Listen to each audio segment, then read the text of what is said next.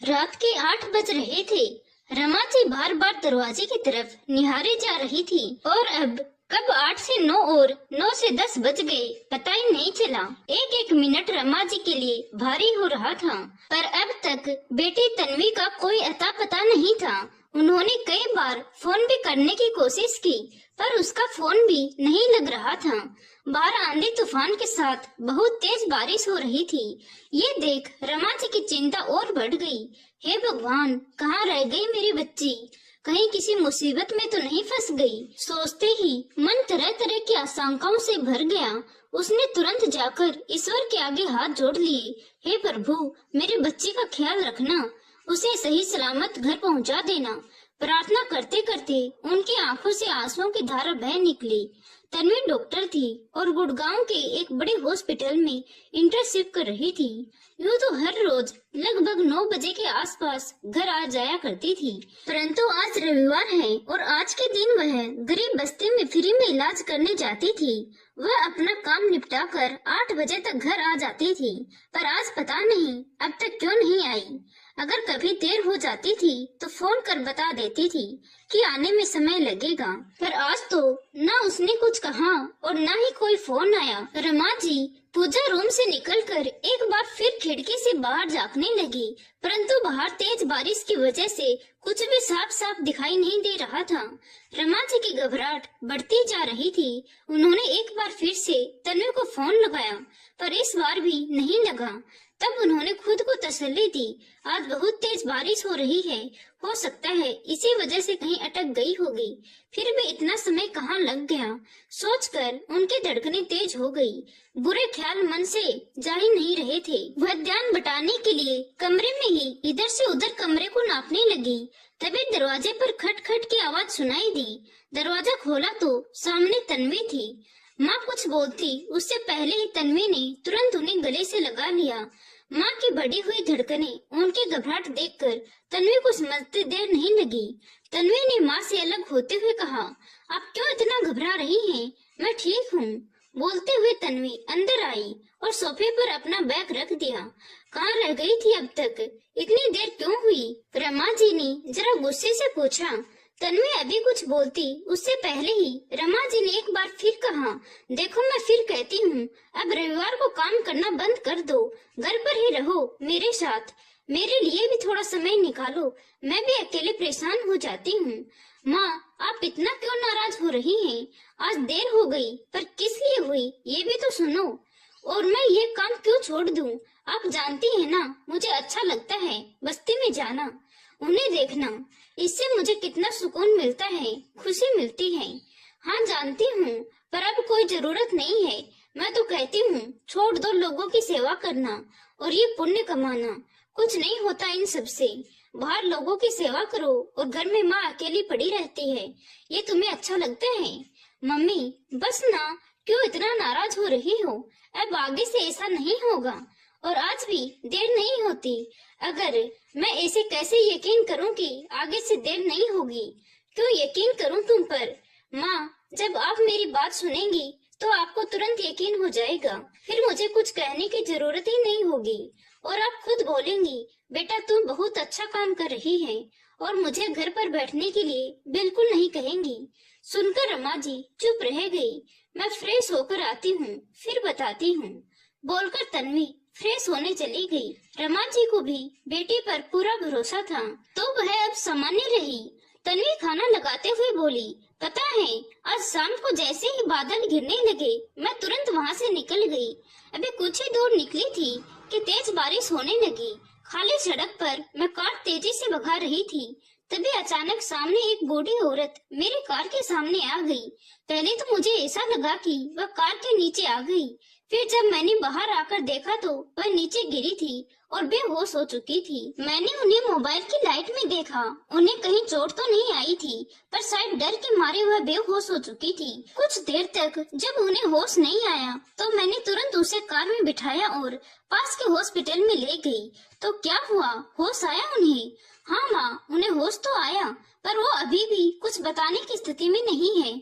जब चोट नहीं लगी तो फिर अचानक ऐसी हालत कैसे हो गई?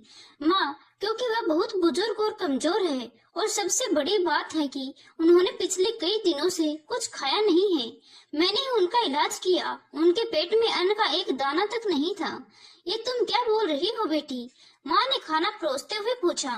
जो देखा वही बोल रही हूँ माँ, और सच बोल रही हूँ। अब कल जाकर देखती हूँ उनकी तबीयत कैसी है।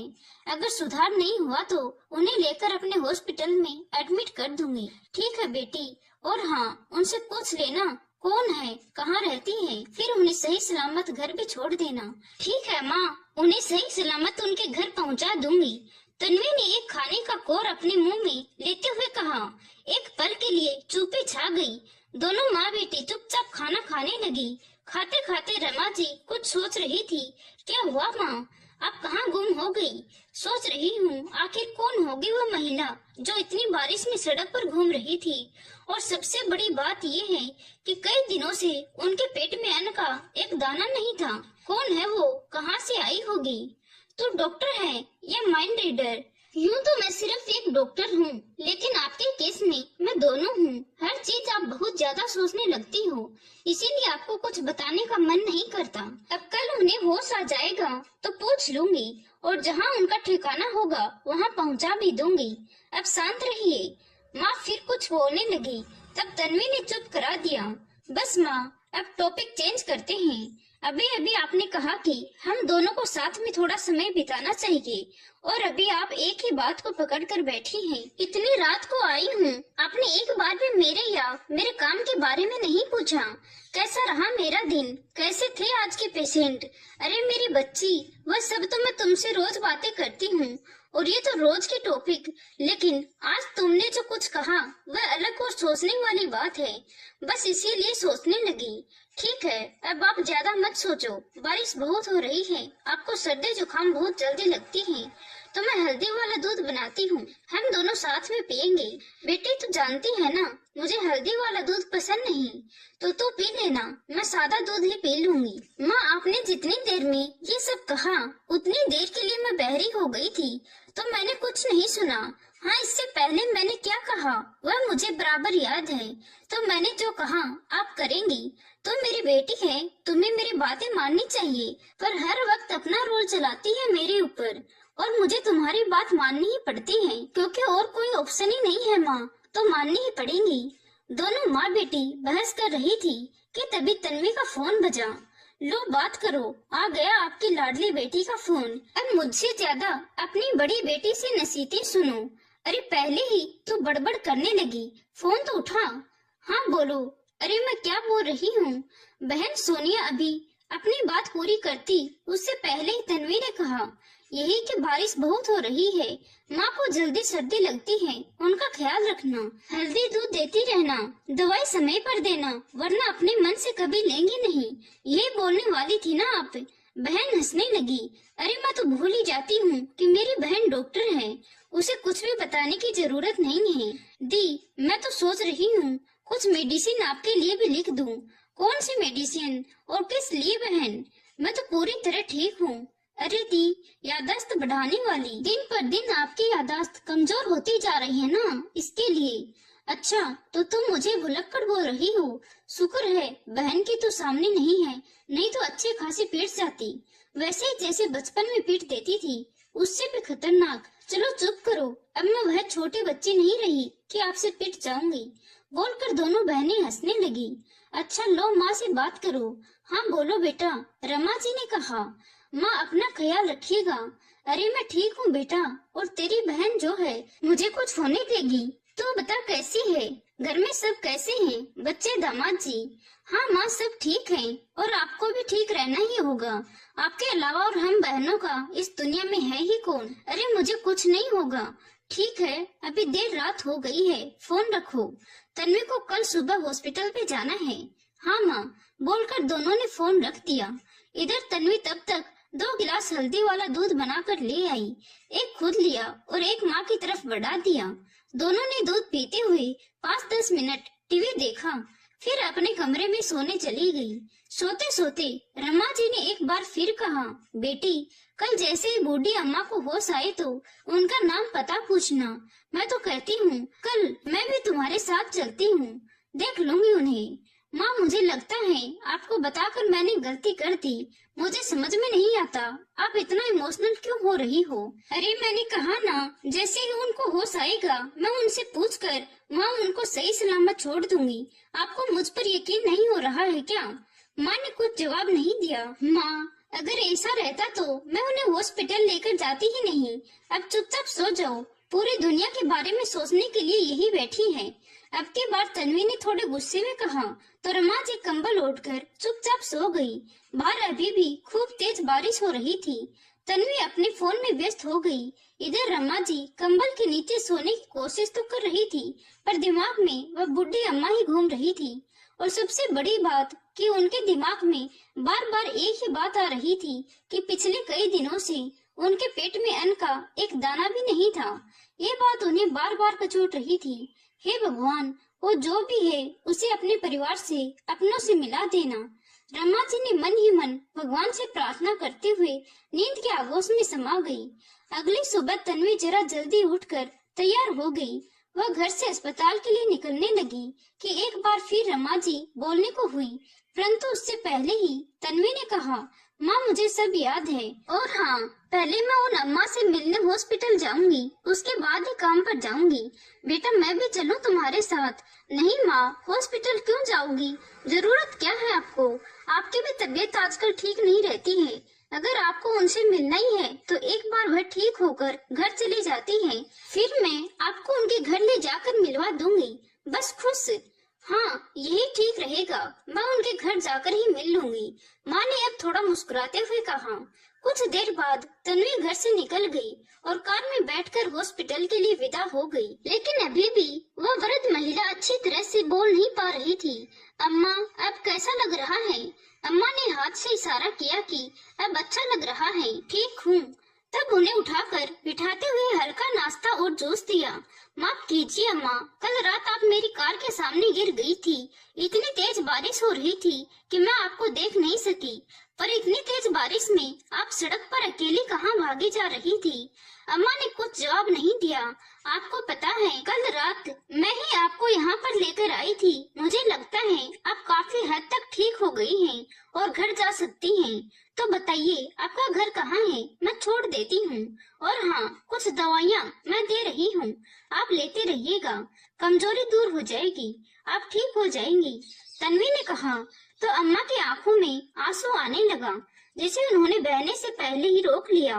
अम्मा अब आप ठीक हो गई हैं, आपको कहीं चोट नहीं आई है? मुझे लगता है कमजोरी और डर की वजह से आप बेहोश हो गई थी। एक बात और, अगर आप बुरा ना माने तो आपसे एक बात पूछूं, आपने पिछले कुछ दिनों से खाना क्यों नहीं खाया? अब इस उम्र में कौन सा उपवास कर रही हैं? अम्मा ने फिर कुछ जवाब नहीं दिया, बस मुंह फेर लिया। अम्मा नहीं बोलेगी, इन्हें लगता है मैं उनका उपवास तोड़वा दूंगी। इसीलिए तो औरत होकर भी मुझे औरतों की हरकतें आदतें पसंद नहीं आती। ये औरतें अपनी सेहत को नजरअंदाज कर सबके लिए व्रत उपवास करेंगी, सबके बारे में सोचेंगी, पर अपने बारे में सोचने के लिए इनके पास समय नहीं है। देखो तो इनका पैर कब्र में लटक रहा है, लेकिन नहीं, उपवास जरूर करेंगी। और पूछ रही हूँ तो बोल भी नहीं रही है। मन ही मन बोलकर तन्वी दाएं बाएं सिर हिलाकर रह गई। तन्वी ने एक बार फिर पूछा, अच्छा आपका घर कहाँ है? कहाँ रहती हैं आप? आपके घर में कोई है तो बताइए, मैं उन्हें फोन करके बुला देती हूँ। तन्वी की बात सुनकर इस बार अम्मा के सब्र का बांध टूट गया और उनकी आंखों से आंसू बह निकले। क्या हुआ अम्मा, क्यों रो रही हो? मैं आपके घर छोड़ देती हूँ। आपको मुझ पर विश्वास नहीं हो रहा? अब की बार अम्मा ने धीरे से हाँ में सिर हिलाया। तो फिर जल्दी बताओ आप कहाँ रहती हो? अम्मा ने धीरे से फुसफुसा कर कहा, मंदिर। क्या मंदिर? मंदिर के पास रहती हैं आप? पर कहाँ और किस मंदिर के पास? यहाँ से थोड़ी दूरी पर है। अच्छा ठीक है, अब उठिए और चलिए मेरे साथ। फिर तन्वी ने अम्मा का हाथ पकड़कर अपनी कार में बिठाया और चल पड़ी उनके बताए रास्ते की तरफ। कुछ देर तक चलने के बाद वह मंदिर आ गया। तब अम्मा ने एक तरफ उतारने के लिए इशारा किया तो तन्वी ने उतार दिया। हाँ बताओ अम्मा, अभी यहाँ से किस गली में घर है आपका? मैं वहाँ छोड़ देती हूँ। मैं चली जाऊंगी बेटा। अम्मा, क्या आप मुझे मार खिलवाना चाहती हो अपने घर वालों से? अगर आप फिर गिर गई तो तब तो सच में आपके घर वाले मेरी खटिया खड़ी कर देंगे। चलिए जल्दी बताइए, आप कहाँ रहती हो? मैं आपको छोड़ देती हूँ। अब की बार अम्मा ने बहाना बना दिया कि यही मंदिर में कुछ देर बैठूंगी, फिर घर जाऊंगी। मैं चली जाऊंगी मेरी बच्ची, तुम अपने काम पर जाओ, तुम्हें देर हो रही होगी। देर तो सच में हो रही थी तन्वी को। उसने अम्मा को मंदिर के प्रांगण में बिठा दिया और कार में बैठकर हॉस्पिटल के लिए निकल गई। रास्ते में जाते जाते उसने अपनी माँ को फोन लगाया, ये बताने के लिए कि अम्मा ठीक है और वो सही सलामत अपने घर पहुँच गई है। सुनकर अम्मा जी भी खुश हो गई। करीब 2-3 दिन बाद तन्वी फिर उसी रास्ते से गुजरी कि अम्मा इस समय मंदिर में रहती है तो शायद उनसे मुलाकात हो जाए। एक बार देखती हूँ तबीयत कैसी है उनकी। वह मंदिर के पास जैसे ही रुकी तो अम्मा की नजर उस पर गई तो वह छुपने की कोशिश करने लगी। तभी अम्मा का पैर फिसला और वो जोर से गिर गई। मुंह से आ निकली तो मंदिर के पुजारी भागकर उन्हें उठाने आए। तब तक तन्वी भी पहुंच गई। क्या हुआ अम्मा, कैसे गिर गई?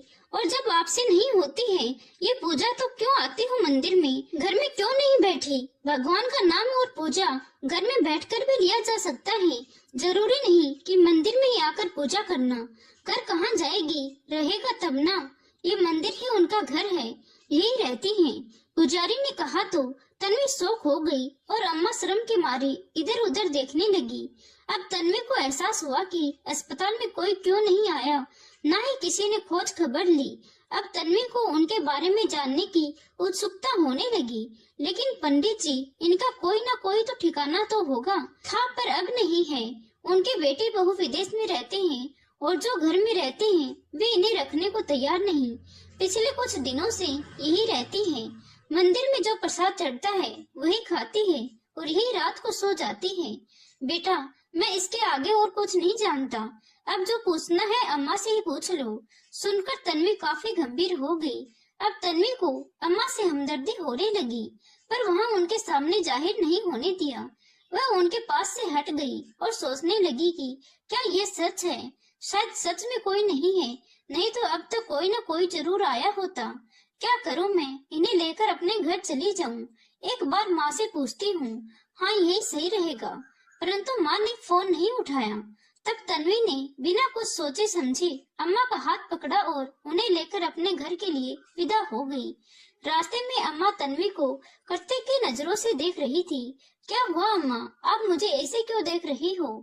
सुनकर अम्मा भावुक होते हुए बोली, खूब खुश रहो मेरी बच्ची, खूब आगे बढ़ो, खूब तरक्की करो, माँ बाप का नाम रोशन करो। बोलकर अम्मा ने उसके सिर पर अपना हाथ रख दिया, जिससे तन्वी को एक अपनेपन का एहसास हुआ। ऐसा लगा मानो कोई खास और गहरा रिश्ता हो तन्वी का। मन हो रहा था अम्मा से पूछे उनके परिवार वालों के बारे में, लेकिन नहीं पूछा, कहीं उन्हें बुरा न लग जाए। बेटा, मुझे देखकर कहीं तुम्हारे घर वाले परेशान हो गए तो? अम्मा ने कहा, वे बिल्कुल परेशान नहीं होंगे, आप चिंता मत करो। बेटा, तुम्हारा नाम क्या है? तुम्हारे घर में और कौन कौन है? मेरा नाम तन्वी है और घर में बस मैं और मेरी माँ रहती हैं। 2 बहनें और हैं, उनकी शादी हो चुकी है। भाई नहीं है? नहीं। और पापा? वह बहुत पहले गुजर चुके हैं। और तुम्हारे पैर में क्या हुआ? तुम ठीक से चल नहीं पा रही, चोट लगी है? नहीं, पोलियो है। माँ कहती है मैं जब बहुत छोटी थी तभी मुझे पोलियो हो गया। भगवान भी ना अच्छे लोगों को तकलीफ देते हैं। तन्वी मुस्कुरा कर रह गई। अम्मा भी चुप हो गई। क्या हुआ अम्मा, अब क्या सोचने लगी? मतलब तुम्हारी मम्मी ने अकेले तुम तीनों बहनों को पाला और पढ़ाया लिखाया? हाँ अम्मा, तन्वी ने मुस्कुराते हुए जवाब दिया। बहुत हिम्मत वाली जान पड़ती है तुम्हारी माँ। हाँ वो तो है। कुछ इसी तरह बात करते हुए रास्ता कट गया और तन्वी घर पहुंच गई अम्मा को लेकर। घर पर गई तो दरवाजे पर ताला लगा हुआ था। माँ शायद बाहर कहीं कुछ सामान लेने गई होगी। उसने अपने पास रखी चाबी से दरवाजा खोला और अम्मा को बेड पर बैठने के लिए कहा। फिर रसोई में जाकर उनके लिए एक गिलास पानी लाई और चाय बनाने लगी। अम्मा ने चाय पीने से इनकार कर दिया तो तन्वी उनके लिए नाश्ता ले आई। अम्मा ने नाश्ता किया और दवाई खाई तो उन्हें नींद आने लगी। तन्वी उन्हें गेस्ट रूम में ले गई और बेड पर सुला दिया। तन्वी ने अस्पताल में फोन कर दिया कि आज जरा आने में देर हो जाएगी। कुछ देर में अम्मा सो गई और तन्वी बरामदे में बैठकर माँ के आने का इंतजार करने लगी। कुछ देर बाद जब रमा जी आई और तन्वी को घर में देखा तो आश्चर्यचकित हो गई। क्या हुआ बेटा, तुम वापस आ गई? आज हॉस्पिटल नहीं गई? तबीयत तो ठीक है ना? हाँ माँ, मैं ठीक हूँ। तो फिर क्या हुआ, क्यों वापस आ गई? और आई तो मुझे फोन क्यों नहीं किया? तन्वी ने सारी बातें बता दी और ये भी कह दिया कि वह अम्मा को लेकर यहाँ आ गई है। सुनकर माँ ने कहा, बेटा यहाँ लेकर आ गई, वो ठीक तो है, लेकिन उनके घर में अगर कोई भी होगा तो वह कितना परेशान होंगे। नहीं माँ, कोई नहीं है उनके घर में, अकेली रहती है और वह भी मंदिर में। अगर कोई है भी उनके घर में तो अब तक कोई खोज खबर क्यों नहीं ली? ठीक है, कुछ दिन रहने दीजिए यहाँ पर, जब उनकी तबीयत ठीक हो जाएगी तब तक मैं देख लेती हूँ, पता कर लेती हूँ, कोई सच में है तो उनके घर छोड़ दूंगी। क्या कहती हो आप? हाँ ठीक है बेटा, कोई बात नहीं, लेकिन अम्मा कहाँ है? वह अभी आराम कर रही है। पता है, रास्ते भर बहुत प्यार से बातें करती आई है। मुझे तो ऐसा लग रहा था जैसे मेरा उनके साथ कोई पुराना रिश्ता हो। तुम्हें सबके साथ रिश्ता महसूस होने लगता है क्योंकि तुम अच्छी हो, इसीलिए, वरना आजकल का समय नहीं है बेटा। लोग अपनों से रिश्ता नहीं रखते और अनजान से तो बहुत दूर की बात है। हाँ, आपका कहना सही है माँ, मैं अभी चलती हूँ। वह उठेंगी तो आप बातचीत कर लेना और कह देना कि मैं शाम को आऊंगी। ठीक है बेटा, तू जा, मैं देख लेती हूँ। तन्वी जब चली गई तो रमा जी ने दरवाजा खोलकर धीरे से उस बूढ़ी अम्मा को देखा। वह कंबल ओढ़कर सो रही थी तो उन्होंने जगाना ठीक नहीं समझा और दरवाजा बंद कर बाहर आ गई। कुछ देर तक इंतजार करने के बाद मन में आया कि एक काम करती हूँ, उनके लिए कुछ हल्का फुल्का खाना बना देती हूँ, मैं भी खा लूंगी और उन्हें भी खिला दूंगी। फिर वो रसोई में गई और झटपट खाना बनाने लगी। कुछ देर में खाना बन गया, लेकिन अम्मा अब तक नहीं उठी तो रमा जी ने सोचा जाकर उन्हें उठा देती हूँ। हो सकता है अनजान जगह वह कमरे से बाहर ना निकले, उठेंगी तो खाना खाएंगी, फिर उन्हें अच्छा लगेगा, हमारी बातचीत भी हो जाएंगी। मन में सोचते हुए वह दरवाजा खोल अंदर गई और धीरे से कंबल हटाकर कहा, अम्मा उठ जाइए, खाना खा लीजिए। अम्मा को जवाब देती उससे पहले ही रमा जी ने फिर कहा, अम्मा उठिए, मैं तन्वी की माँ हूँ, आप ठीक हैं, उठिए खाना खा लीजिए। ये बोलकर रमा जी ने कंबल हटा दिया। फिर उनकी बाह पकड़ जैसे ही उन्हें उठाकर बिठाया कि अम्मा का चेहरा देखते ही उनके पैरों तले जमीन खिसक गई। मुंह खुला का खुला रह गया, आंखें फटी रह गई। कुछ यही हाल बूढ़ी अम्मा का भी था। अम्मा कुछ बोलने को हुई, लेकिन आवाज मुंह में रह गई और बोल नहीं सकी। इधर रमा जी के आंखों से झरझर आंसू बहने लगे। माँ जी, आप इस हालत में कैसे? क्या हुआ? घर में बाकी सब कैसे हैं? कहाँ हैं? रमा जी की बात सुनते ही अम्मा जी की आंखों से आंसू ढुलक गए। वह फूट फूट कर रोने लगी। वह बूढ़ी अम्मा कोई और नहीं, रमा जी की सास कल्याणी जी थी। माँ जी, आप यूं इस तरह कैसे? घर के बाकी सब लोग कहाँ हैं? कल्याणी जी जोरों से सिसकने लगी। क्या हुआ माँ जी, बताइए, आप क्यों रो रही हैं? बहू, तुम्हारी बदुआ रंग लाई, सब तुम्हारी बदुआओं का फल है।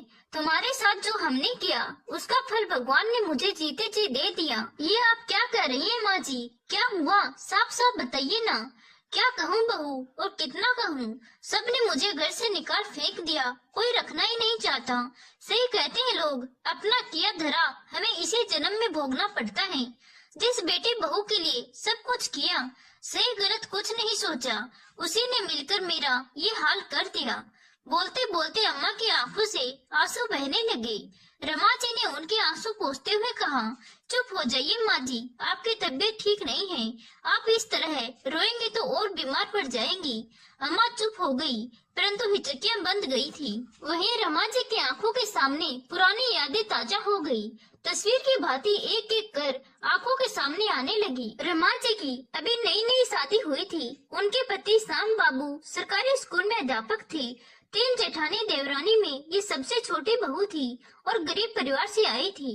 बाकी इनकी दोनों जेठानी काफी अमीर परिवार से थी। तो सास इस बात के लिए हमेशा ताना देती कि पता नहीं किस गरीब फकीर खानदान से आ गई हैं। रमा जी कभी अपनी सास की बातों को दिल पर नहीं लेती थी, तो दोनों जेठानी सास को सह देने लगती और तब तीनों मिलकर खूब रमा जी को खरी खोटी सुनाती। कभी तीज त्योहार में दोनों जेठानी के मायके से खूब सारा सामान आता, तो वहीं शर्मा जी के मायके से थोड़ा बहुत आता, कभी नहीं भी आता तो इस बात के लिए भी उसे खूब सुनाया जाता। कितनी बार रमा जी विरोध करना चाहती, पर पति मना कर देते कि माँ के सामने मत बोलो, और रमा जी मन में सोच कर रह जाती।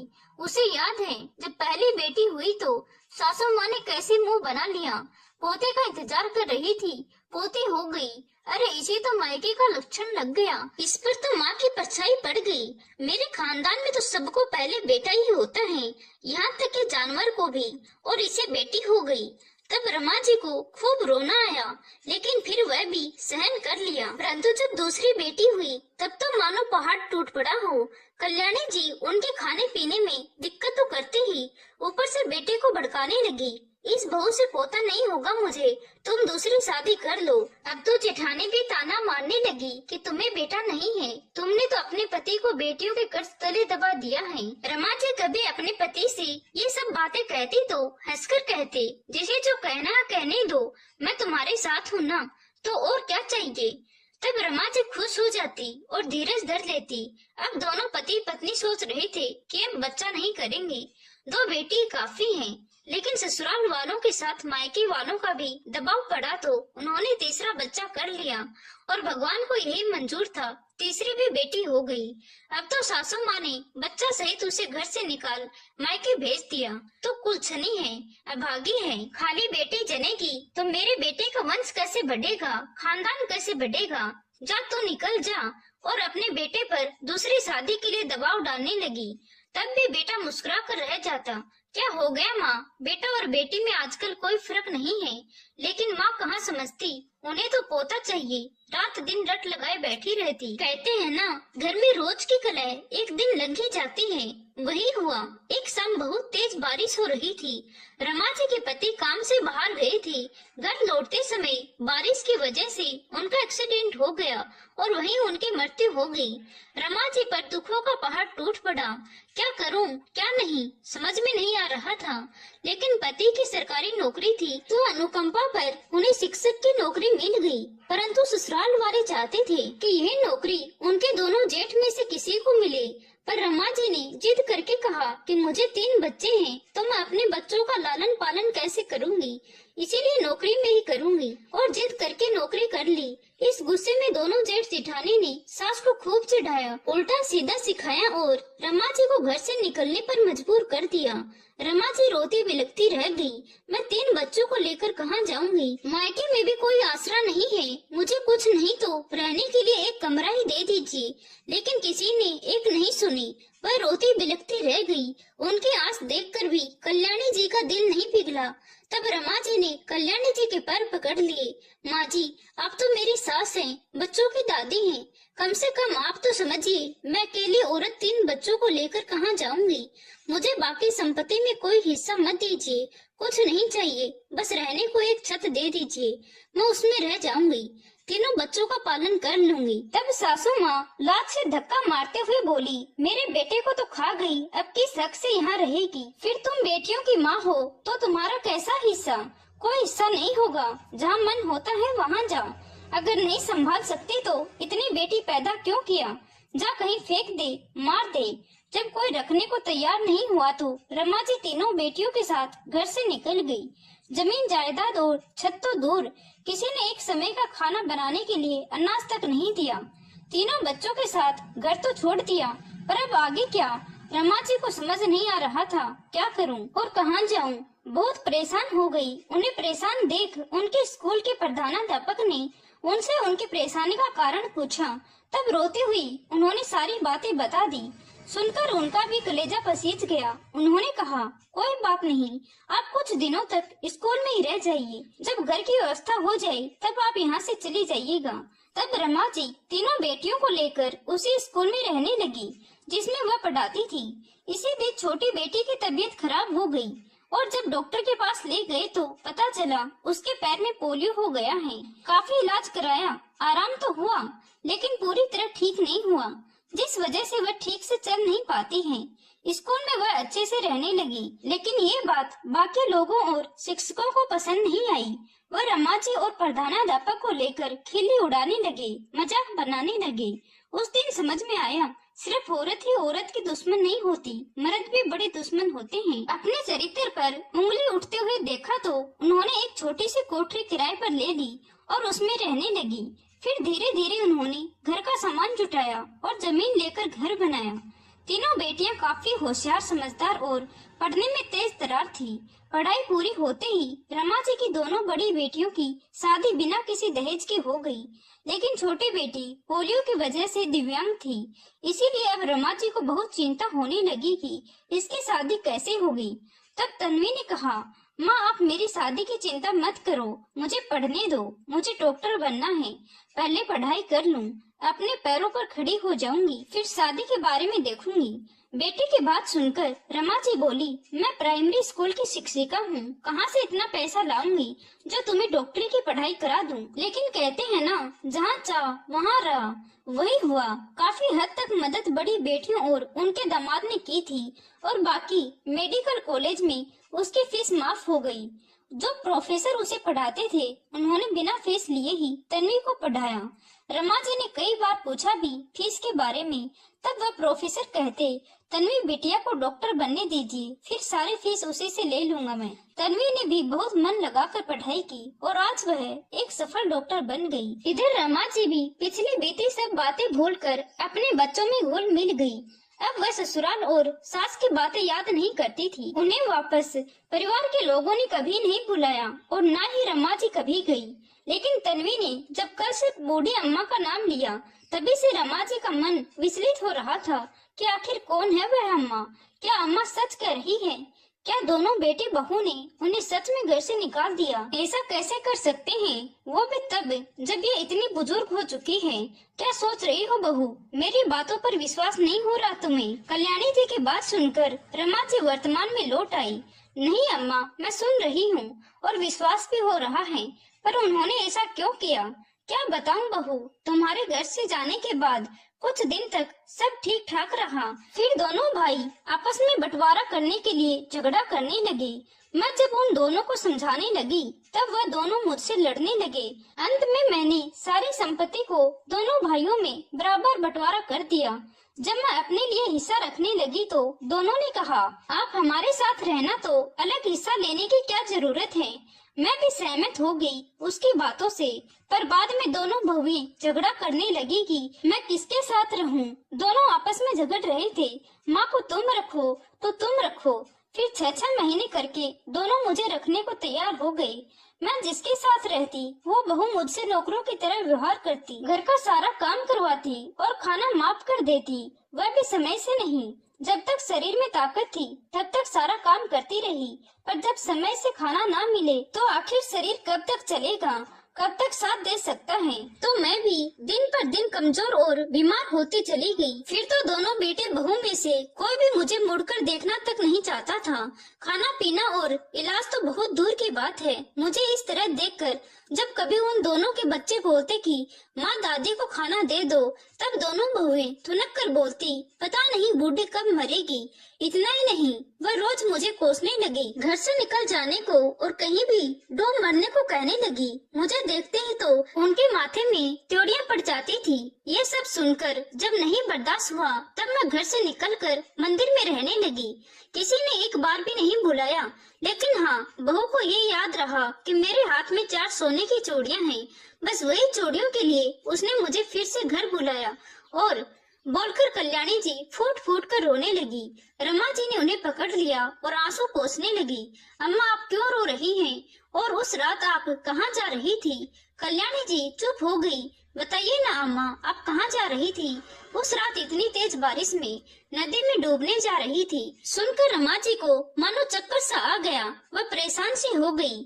माँ आप ये क्या कह रही हैं? सही कह रही हूँ बहू। दोनों बहुओं ने सब कुछ छीन लिया। हाथ में बस सोने की 4 चूड़ियां थी। उसी पर दोनों की नजर थी कि कब मैं मर जाऊं और सोने की चूड़ियां दोनों के हाथ लग जाएं।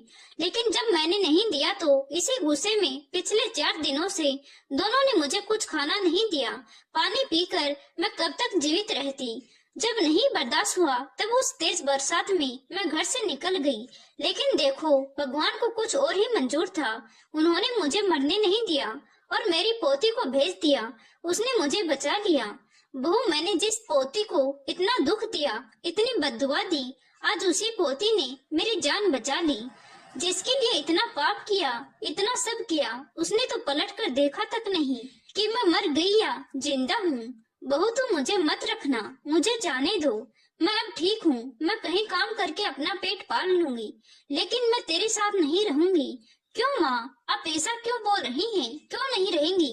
क्या कमी है यहाँ पर? और कहाँ जाएंगे अब? बात किसी कमी की नहीं है बहू, लेकिन किस मुंह से रहूं? इसी मुंह से तुझे मैंने कितनी गालियाँ दी, कितना अपशब्द कहा, कितनी बद्दुआएं दी। इसीलिए नहीं रह सकती। शर्म आ रही है मुझे। इसमें शर्म की कोई बात नहीं है दादी। आप मेरी दादी हैं और आप यहाँ से कहीं नहीं जा रही हैं।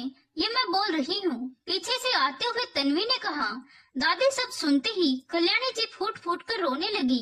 तुम्हें पता चल गया मेरी बच्ची, मैं तुम्हारी दादी हूँ। हाँ दादी, मैंने सब बातें सुन ली हैं। और हाँ, पहले जो कुछ भी हुआ मैंने नहीं देखा, लेकिन आज जो सामने मेरी दादी बैठी है वह बहुत अच्छी है और मुझे दादी की जरूरत है।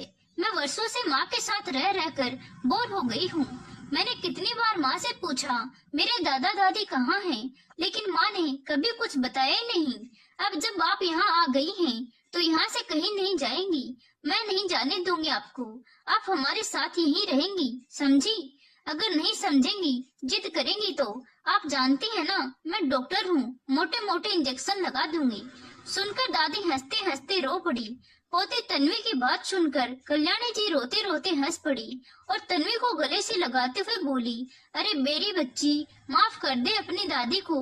मैं तो यहाँ तुम लोग के साथ रहने के लायक नहीं हूँ, लेकिन तू बोल रही है तो मैं रहूंगी। लेकिन अब मेरे पास तुम दोनों को देने के लिए कुछ नहीं है। पर हाँ, ये सोने की 4 चूड़ियाँ हैं, तुम रख लो बेटा, और जितना आशीर्वाद होगा मैं सब तेरे लिए करूंगी। दादी, एक बात कहूँ, आपकी दी हुई एक भी बद्दुआ हमें नहीं लगी, वह तो दुआ में बदल गई। देखो तो मैं कितनी खुश हूँ, और पता है आपको मैं कितनी बड़ी डॉक्टर हो गई हूँ। तो ये चूड़ियाँ अभी आप ही पहनिए, और हमारे लिए आपका आशीर्वाद ही काफी है। हाँ मेरी बच्ची, तुम बहुत बड़ी डॉक्टर है और बड़ी बन जा, दुनिया के सबसे बड़ी डॉक्टर बन जा, खूब नाम कमा, माँ बाप का खूब नाम रोशन कर। तुम्हें मेरी तरफ से बहुत सारा प्यार, बहुत सारा आशीर्वाद। सुनकर तन्वी दादी से लिपट गई और माँ को इशारा किया तो रमा जी भी पुरानी सारी बातें भूलकर सास के गले से लिपट गई। तभी पीछे से आवाज आई, तन्वी बिटिया, मेरा फीस कहाँ है? याद है ना, मैंने तुम्हें कहा था कि जब तुम डॉक्टर बन जाओगी, कमाने लगोगी, तब तुमसे फीस ले लूंगा मैं। तो याद भी है कि भूल गई? सबने पीछे मुड़कर देखा तो वही प्रोफेसर साहब थे जिन्होंने तन्वी को बिना फीस लिए पढ़ाया था। रमा जी और तन्वी उठकर खड़ी हो गई और बड़े प्यार से उनका स्वागत किया। सर, आप यहाँ आइए, बैठिए ना। मैं बैठूंगा जरूर, पर मुझे मेरी फीस पहले दोगे कि नहीं, ये जवाब दो। जी सर, आपको जो फीस बनती है वह मैं सब देने को तैयार हूँ। बताइए क्या फीस है आपकी? रमा जी ने कहा। पक्का रमा जी, आपके दया से बिटिया डॉक्टर बन गई है, अच्छा कमा रही है, तो क्यों नहीं दूंगी फीस। बताइए तो आपकी फीस क्या है? मेरी फीस ये है कि मैं चाहता हूँ तन्वी बिटिया मेरे घर की बहू बन जाए। मेरा एक बेटा डॉक्टर है, मैं उसके लिए आपसे तन्वी का हाथ मांगने आया हूँ। सुनकर तन्वी शर्मा कर घर के अंदर चली गई। वहीं रमा जी की आंखों से खुशी के आंसू आ गए। सर, मैं नहीं जानती कि आपका आभार किस तरह व्यक्त करूं। मेरी सारी चिंता दूर कर दिया आपने। लेकिन क्या रमा जी, मेरी बेटी दिव्यांग है? क्या आपका बेटा? रमा जी अभी अपनी बात पूरी करती उससे पहले ही प्रोफेसर साहब ने कहा, आप कैसे बातें कर रही हैं? मुझे और मेरे बेटे दोनों को तन्वी बहुत पसंद है और हमें तन्वी बिटिया के दिव्यांग होने से कोई आपत्ति नहीं है। अगर आपकी हाँ हो तो हम पंडित जी से मिलकर जल्दी सगाई और शादी का शुभ मुहूर्त निकलवा लेते हैं। रमा जी ने भी हंसते हुए कहा, जी सर, बिल्कुल, और शुभ काम में देरी कैसी? रमा जी, अब आप मुझे प्रोफेसर साहब नहीं समधी जी बोलिए। सुनकर सब हंसने लगे। तभी तन्वी अंदर से चाय नाश्ता लेकर आई। उसने सबके पैर छुए, दादी का भी आशीर्वाद लिया। अगले ही दिन पंडित जी आए, सगाई और शादी के शुभ मुहूर्त निकाल दिया। 1 महीने बाद ही शुभ मुहूर्त निकला। बड़े धूमधाम से तन्वी का विवाह हुआ वह ससुराल चली गई, लेकिन जाते जाते उसने डॉक्टर पति से कहा कि मेरी माँ का हम बहनों के अलावा कोई नहीं है और मैं चाहती हूँ कि अपने ससुराल और सास ससुर के साथ मैं माँ का भी ख्याल रखूं। और अब तो बूढ़ी दादी भी है तो उनकी भी देखभाल करनी होगी। पति ने हंसते हुए कहा, सिर्फ तुम्हारी माँ नहीं, हमारी माँ और हमारी दादी। एक बात और, तुम अकेले नहीं, हम मिलकर उनका ख्याल रखेंगे। सुनकर तन्वी खुशी से पति के गले से लग गई। तो दोस्तों, आपको ये कहानी कैसी लगी कमेंट करके जरूर बताएं, और कहानी अच्छी लगी हो तो प्लीज वीडियो को लाइक शेयर एंड सब्सक्राइब